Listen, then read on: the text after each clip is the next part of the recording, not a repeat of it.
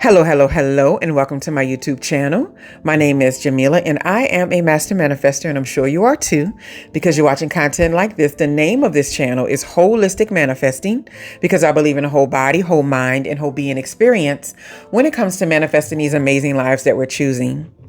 What I'm discussing in this video is a topic that I rarely broach because I don't know. This kind of stuff is just mystified to me, and because it involves other people in their temperament, I kind of stay away from it to a certain extent. But I've noticed something lately, and I just want to share my thought process on it. And it's even my own experience, right? Friendship before romance is like a winning ticket to me, and what I've observed around with other people, what I've observed in my own personal life and stuff. If we're able to walk into what we call romance, what we call these forever relationships, what we call, being with the person that you love, your special somebody, if we're able to approach those type of connections with friendship first mentality, I think that we'll have totally different outcomes. And so because most of the time I've seen relationships that crash and burn hard, or where people can never truly find the connection that allows you to have empathy for that person, the connection that allows you to have a soft spot for that person, to care about how their day went, to care about their outcomes, to care about how their life is going. It's usually missing an element of friendship, right? So what I've noticed in relationships that do not start off with good friendships, or that do not develop good friendships over time, and they're purely based in romance, because you got to think about it. Romance is very self-serving. Romance is about the experience that you're having. It's about how good it makes everybody feel. Romance is not about the day-to-day life, and it's not about what needs to be done and like actually doing life with others. Romance is about how good it makes people feel, right? It's about the dopamine, and I think that everybody knows this is why romance usually wears off after some time. And then we have to actively put attention to it to kind of bring it back in long-term relationships, right?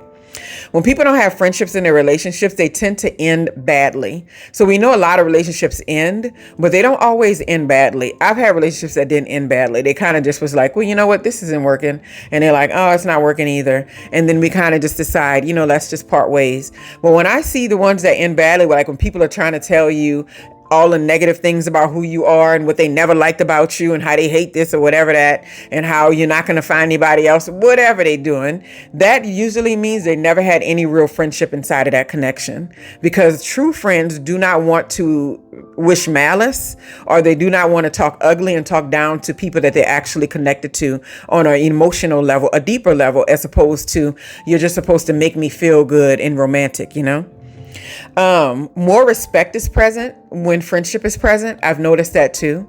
So people have more respect for each other, because think about it. When you have friends and friendships, and you're an adult making friends, we tend to make friends with people that we respect on some level. Now, if we're not doing that, then we got a lot of other work to do.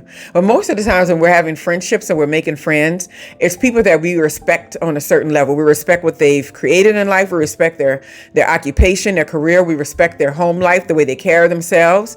We respect their discipline. So we have a whole different approach of looking at those types of people. When there's a lack of friendship in a relationship, there tends to be way less respect. There tends to be those moments where people have these terrible arguments and they say everything they possibly can, especially once people are married, because sometimes they feel like, well, you're not going anywhere anyway, so I can tell you or do whatever I want. And a lot of times you'll see these same things with children with their parents. They figure, you're a mom, you're going to be here whatever I say or whatever I do to you. So I'm going to say how I feel and be as ugly as I want, right? My daughters know I don't play that game. I don't believe in that. But what I mean is that, but when there's a certain level of friendship in the relationship, and I'm not saying children and parents need to be like friends. I'm talking about when there's a certain level of friendship and respect and camaraderie there, then we already know that there's more respect in the room. And relationships that are like that exude more respect. Most people like their friends and want the best for them. So when you have a person that's a friend and you have a friendship with the person that you have a romantic relationship with, most of the time they actually like the person. It's not based on anything sexual. It's not based on how cute you are and how good you make me look.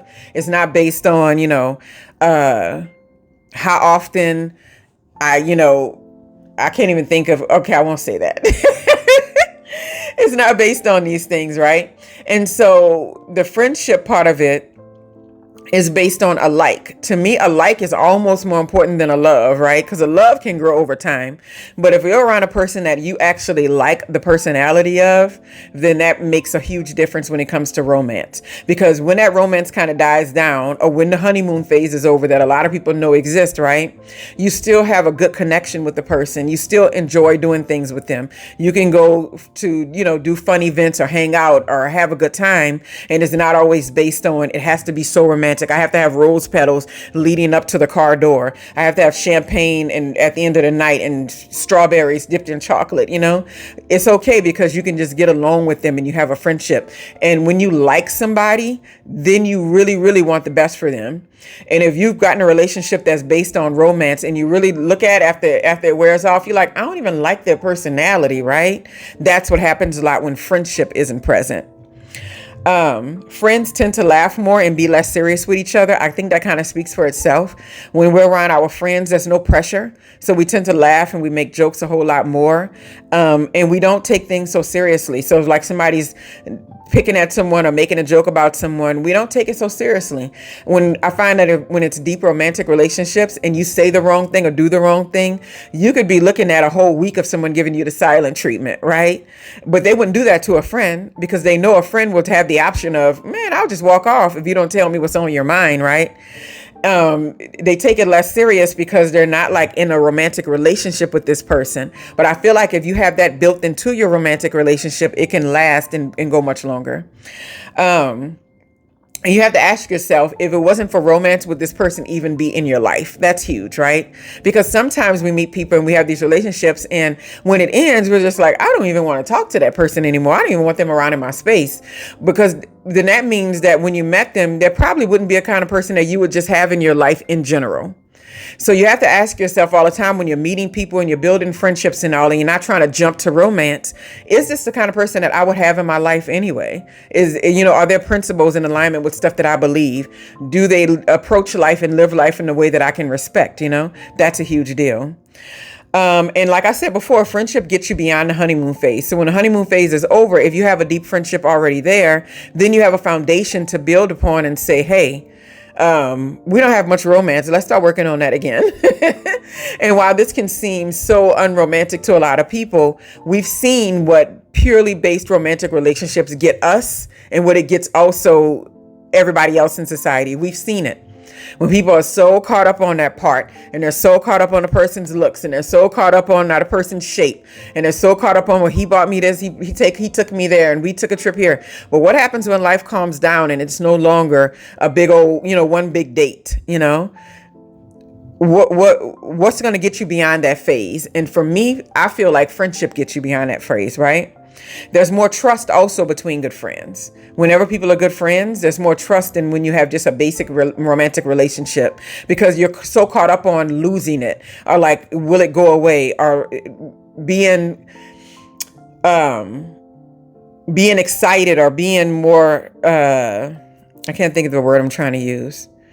Being more concerned with whether the person is, cheating on you or losing interest in you and all this kind of stuff. We don't really do that with our friends if it's a healthy friendship or whatever. We know that things ebb and flow. And so maybe this week they're not really chatting too much and they're not really into it. But then next week they, firing on all cylinders. And so that's the kind of space we create when we have friends. We trust that if something was going on, they would tell us. We trust that if I'm doing something that is not something that they want to deal with, that we're going to have a conversation. They trust that the minute this doesn't go the way they want it to go for 1 month, that you're not going to be running out there finding another mate, So there's a good trust in friendships, right?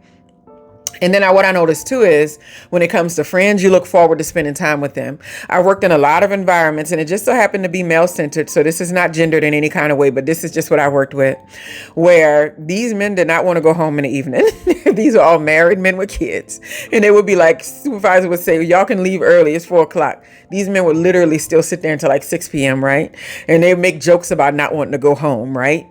And so I always felt like they're probably not good friends with their significant other, because people that are good friends with that. And there was one guy he said that all the time.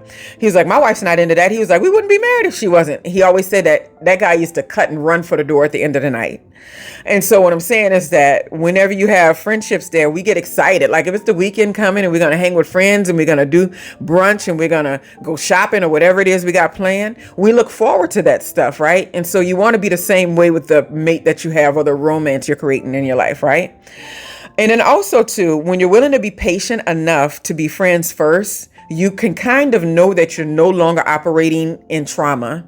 The people that like sweep us off our feet and they make us feel like all the time we need to impress them or prove something to them or perform for them, or I got to do this, otherwise I'm gonna lose their attention. I got to give them this. I got to, create this in their lives. I got to buy them this. I got to do that. That's usually the worst types of relationships, because we're doing so much to hold their attention. We're doing so much to create that romance, right? But when you're approaching someone and you're patient enough to have a friendship with them first, you can almost guarantee that you're not working in trauma, because trauma doesn't work like that. Trauma wants it now and here. It wants to be reassured. It wants to not have to think about it too much. And it also wants to feel good all the time. If you're working on building a friendship first and it's not so based on what this person is giving to you or doing for you and all this kind of stuff, then you know that you're building a friendship. And if you're patient enough to build a friendship, then you know you're not working in trauma, because you know that your goal is to build a friendship, and the friendship may turn into romance and it may not, but your goal is to build a friendship. And we're much more relaxed and lenient with ourselves and other people when the goal is to build a friendship. We don't call a person every 5 minutes and try to see if they're our friend. It's like, yeah, was one interview is busy today and all this kind of stuff. Want to see, because we already know that that's going to run that person off. And a lot of times when we come to these romantic relationships and we start doing so much for other people and buying them this and giving all our time and cooking and cleaning, we can do all these things. The minute we turn that switch off because we don't have a friendship there, that person is ready to run and go, because they're like, I can get this from over there, right? Because you don't have a true emotional connection built together. Anyway, I hope you all have a wonderful, wonderful day. And yeah, friendship before romance. I think that's an important thing that we all should be striving for. Have a wonderful, wonderful day.